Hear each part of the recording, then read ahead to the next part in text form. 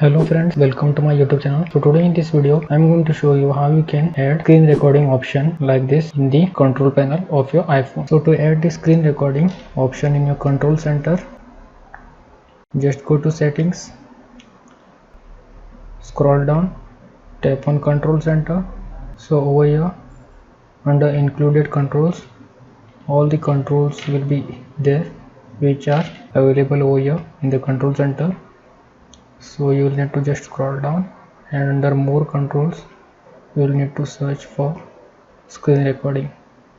So to add the screen recording to the control panel, just tap on this plus and here you can see the screen recording option will get added to controls. And now in the control panel you will be able to see screen recording option. So you can just tap on this and record your iPhone screen. So this is how you can easily add screen recording option in the control center of your iPhone. So that's it for today. Have a nice day. Goodbye.